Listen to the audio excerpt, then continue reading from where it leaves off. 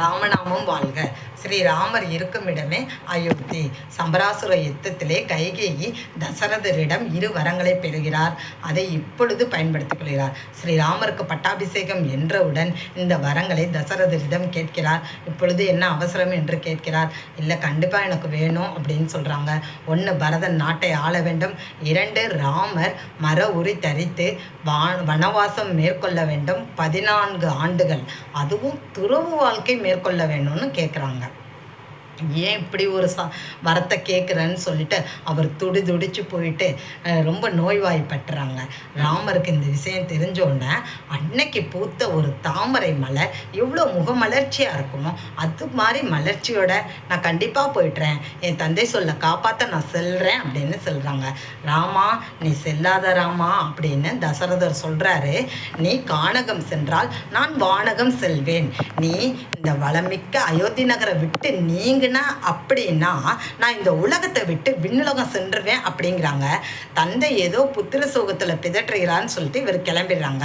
கௌசல்யாட்ட விடைபெற செல்லும் பொழுது பரதன் வேணாலும் நாட்டை ஆண்டுக்கட்டும், நீ ஏப்பா போகணும் அப்படின்னு கேட்குறாங்க. இல்லைம்மா, சில காலம் விஸ்வாமித்திரருடன் சென்றதற்கே தாடகை வதம், அகலிகை சாப விமோச்சனம், சிவதனுசுவை வளைத்தது, சீத்தையை கல்யாணம் செஞ்சுக்கிட்டது, இந்த மாதிரி நல்ல விஷயங்கள்லாம் நமக்கு நடந்துச்சு. இப்போ 14 ஆண்டுகள் நடந்தால் போனோம்னா ஏதோ ஒரு உலக நன்மை ஏற்பட போகுது.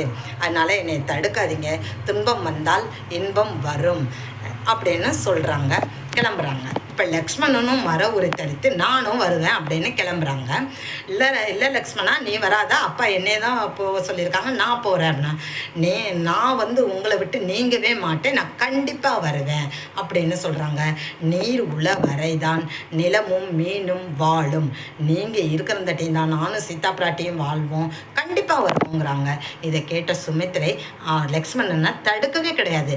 நீ கண்டிப்பாக செல்ல வேண்டும், ஒரு தம்பியாக அல்ல பக்தனாக தொண்டனாக சென்று அவரை பாதுகாப்பாக பார்த்து பணிவிடை செய் அப்படிங்கிறாங்க. ஏன்னா லக்ஷ்மணன் ஆதிசேஷனோட மறு அவதாரம், அவர் ராமரை விட்டு பிரிஞ்சே இருக்க மாட்டார். இப்போ லக்ஷ்மணன் கிளம்புறாங்க.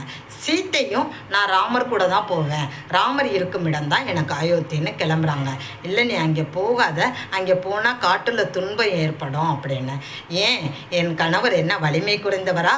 அங்கு துன்பம் ஏற்பட்டால் அதை என் கணவர் களைய மாட்டாரா? நான் செல்வேன் அப்படிங்கிறாங்க.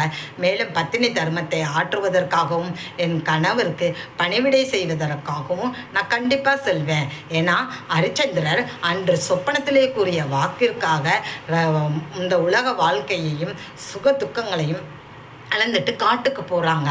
அவங்க கூடயே அவங்க மனைவியும் செல்கிறாங்க. அப்போ நம்ம வம்சத்தில் அவங்க செல்கிறப்ப நானும் செல்வேன் அப்படின்னு செல்கிறாங்க.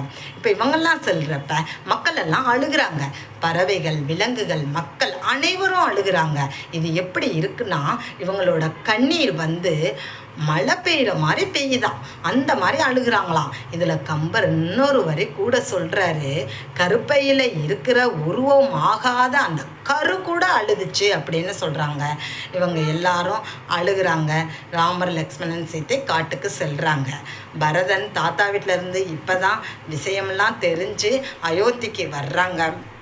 அப்போ தன் தாயிடம் சொல்கிறாங்க, அம்மா நீங்கள் பெற்றது வரம் கிடையாதுமா, எனக்கு கிடைத்த சாபமா இதெல்லாம், அண்ணனை விட்டுட்டு நான் இருக்க மாட்டேம்மா, நான் அண்ணனை போய் கூட்டிகிட்டு வருவேன் அப்படின்னு சொல்லிட்டு கிளம்புறாங்க.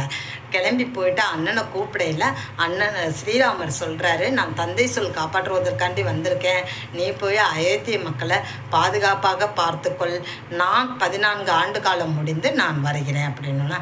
அண்ணா அந்த சிம்மாசனத்தில் உட்கார்ற தகுதி எனக்கு கிடையாதுன்னா அதுக்குள்ள தகுதி உங்களுக்கு தான் இருக்குது, நீங்கள் வர்றந்தட்டியும் உங்களோட பாதுகையை வச்சு நான் அறவழியில் நாட்டை பாதுகாக்கிறேன், நானும் துறவரம் மேற்கொண்டு மர உரி தரித்து தான் வாழ்வேன் என்று கூறிட்டு நீங்கள் ஒரு நிமிஷம் லேட்டானா கூட 14 ஆண்டுகள் கழித்து ஒரு நொடி தாமதமாக வந்தீங்கன்னா கூட நான் உயிர் திறந்துருவேன்னா நீங்கள் சீக்கிரம் வந்துருங்கன்னு சொல்லிட்டு அந்த பாதுகையை வாங்கி கொண்டு போய் வச்சு அதுக்கு பட்டாபிஷேகம் செஞ்சு அறவழியில் அயோத்தியை காத்து வருகிறார்.